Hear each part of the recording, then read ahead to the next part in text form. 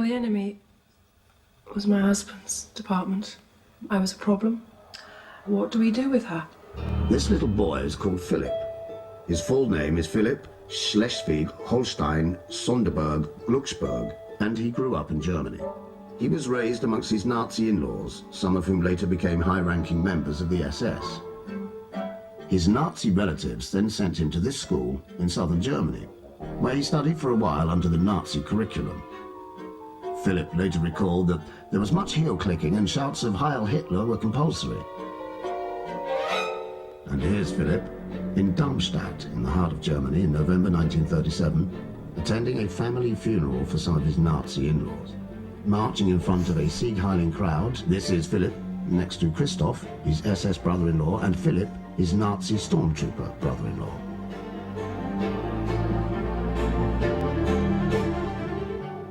Imagine if a man with a past like this had somehow ended up marrying into British aristocracy. Well, he did. And as we know, he got first prize. He became the Duke of Edinburgh, also known as Prince Philip, after marrying Princess Elizabeth, the future Queen of England. Philip buried his Nazi past and became a respectable member of British royalty. And his story has continued happily ever after. Apart from a few family troubles that were quickly resolved.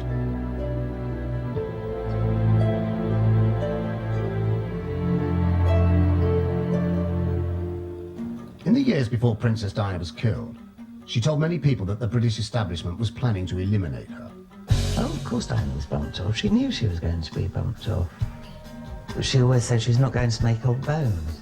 Diana had left a note saying that she thought that somebody was going to kill her and that it would be in a car accident. When a woman left a note saying, FYI, if I'm dead, here's how it's gonna happen, and then it happens exactly like that, I think someone should pay attention. What if this woman's name had been Diana Smith, and she'd written in a note which had been subsequently unveiled, "My husband Charles Smith wants me to die in a car accident," and subsequently she did.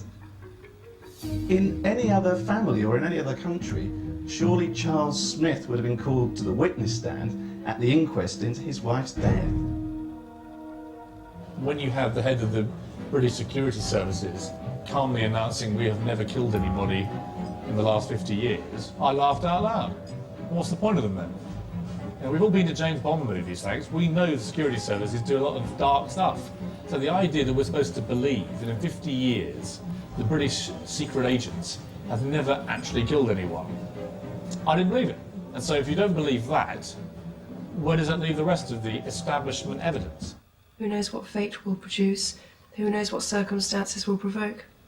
It's weird that at a time when you know the establishment can think of nothing worse than Dodi Fayed, son of Mohammed, marrying, possibly impregnating Diana, that she's conducting a major international offensive against landmines with all the crippling economic problems that would bring for the British establishment again, and the British government, and America. But if you add all these to the mix, then if you were ever going to do something dodgy to Diana, that's the time you would do it. She'd become trouble, as she used to say to me. I'm trouble to them. I won't go away. I won't go quietly. She won't go quietly, that's the problem. I'll fight till the end. Presidents have been killed for less.